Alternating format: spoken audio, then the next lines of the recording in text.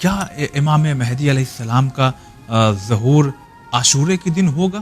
پہلی بات تو میں یہ عرض کروں کہ روایات میں جو ظہور کے دن کا تذکرہ آیا ہے تو روایتوں نے ہمیں اس بات کی طرف متوجہ کرائے کہ فانتظروا صباحا و مساء، صبح و شام انتظار کرو.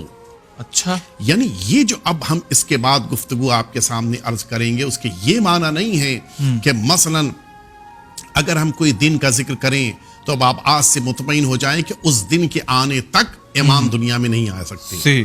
نہیں، بلکہ مراد یہ ہے کہ تم امام کا صبح و شام انتظار کرو.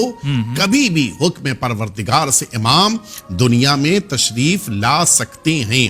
اب جہاں تک یہ بات کہ آخری امام کے ظہور کا دن کون سا ہوگا، روایتیں اس سے متعلق بہت ساری ہمارے سامنے آئی ہیں اور ان روایتوں میں مختلف دنوں کا تذکرہ آیا ہے. اچھا، میں جس روایت کو آپ کی خدمت میں عرض کرنے جا رہا ہوں وہ ہمارے اور آپ کے پانچویں امام محمد باقر علیہ الصلوۃ والسلام کی روایت.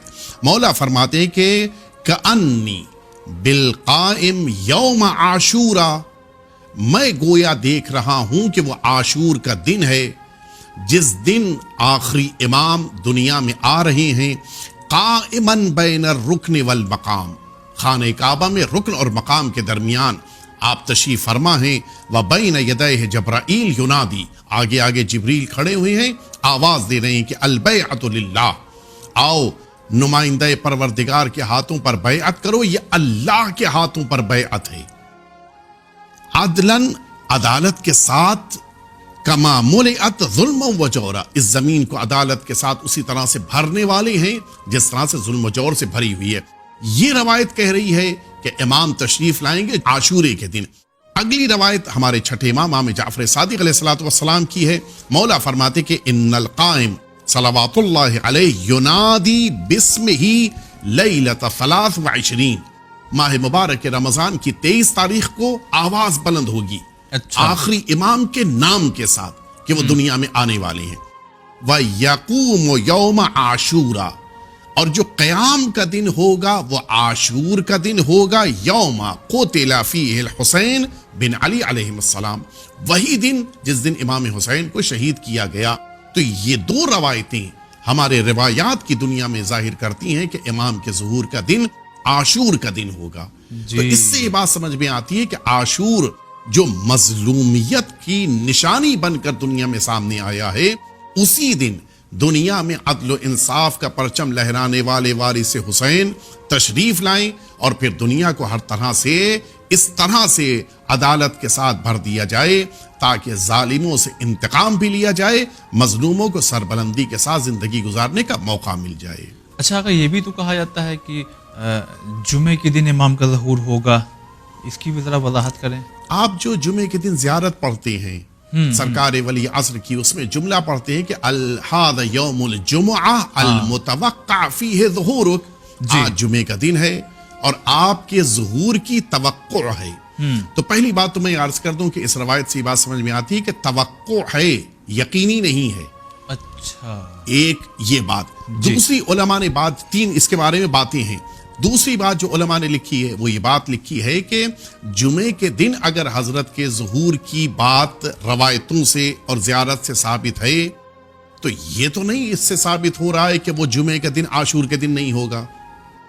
یہ بھی پاسبل ہے کہ جس سال امام کا ظہور ہونے والا ہو اس دن عاشورہ جمعے کے دن ہو.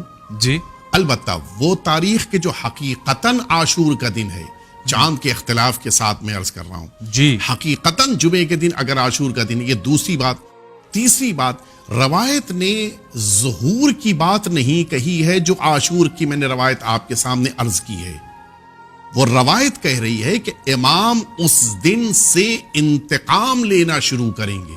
اچھا، یعنی یہ بھی پاسبل ہے کہ امام پہلے تشریف لا چکے ہوں، ظہور ہو چکا ہو، جمعے کے دن سے دشمنان امام حسین سے انتقام لینا شروع کریں. جی لیکن یہ بھی پاسبل ہے کہ شاید جمعے ہی کے دن امام کا ظہور ہو کہ جو عاشور کا دن ہو.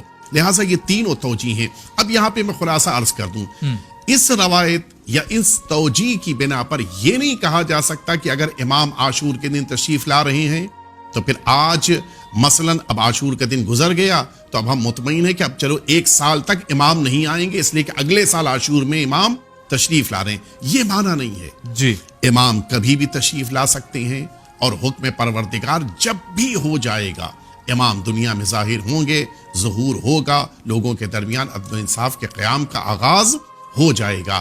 لہٰذا ان روایتوں کی بنا پر ہم یہ نہیں کہہ سکتے کہ پھر عاشور ہی کا ہمیں انتظار کرنا ہے۔ ہاں البتہ عاشور کے دن سے دشمنان امام حسین سے انتقام کا سلسلہ شروع ہوگا، اور انشاءاللہ یہ سارے ظالمین کیفر کردار تک پہنچیں گے۔